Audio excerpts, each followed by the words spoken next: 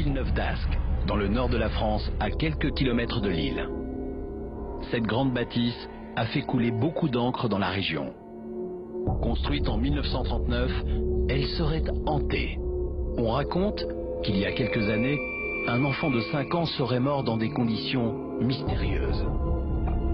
Depuis, des phénomènes étranges se seraient produits. Les locataires, effrayés par des bruits de pas et des rires d'enfants, auraient quitté précipitamment la maison.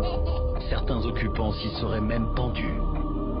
Ah oui, il y a des gens qui ont rapporté des choses étranges, oui, sur cette maison, oui.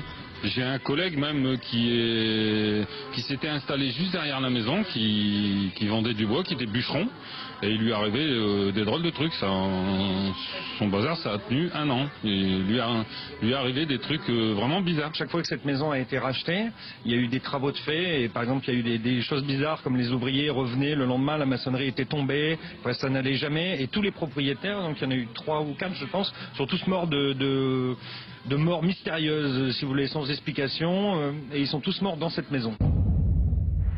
Aucune preuve formelle n'a pu être fournie par la mairie sur ces faits dramatiques. Depuis 2 ans, la célèbre maison hantée de M a été rachetée par une église évangélique dans laquelle officie le pasteur Emmanuel Kamondji. D'après la rumeur, c'est ici que se seraient pendues, semble-t-il, plusieurs personnes. C'est ici que serait mort cet enfant de 5 ans dont on parle. Tout ça, je le mets entre guillemets parce que c'est de l'histoire et c'est d'après cette rumeur-là.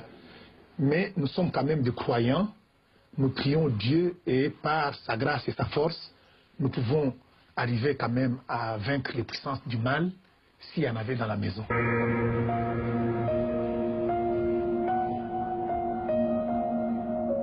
Nous avons rencontré des personnes qui vivent près de la maison depuis toujours. Bon, j'étais en contact avec un pompier, il m'a dit, moi je ne viendrai pas ici, il avait peur, parce que d'un pompier, les pompiers doivent avoir peur de rien du tout, mais c'est parce qu'il y a une superstition qui est derrière tout ça, quoi. Dès qu'il y a un accident, la semaine dernière il y a eu du gel, le seul endroit où il y a eu un accident, c'était devant la maison, par exemple, vous voyez, juste dans le virage, là, alors est-ce que c'est une coïncidence, parce que là, comme le virage est un peu relevé et que le vent passe et que le gel doit me tenir là, toujours est-il qu'il y a eu encore un gros carton avec un camion qui est fini dans la façade de la maison, quoi.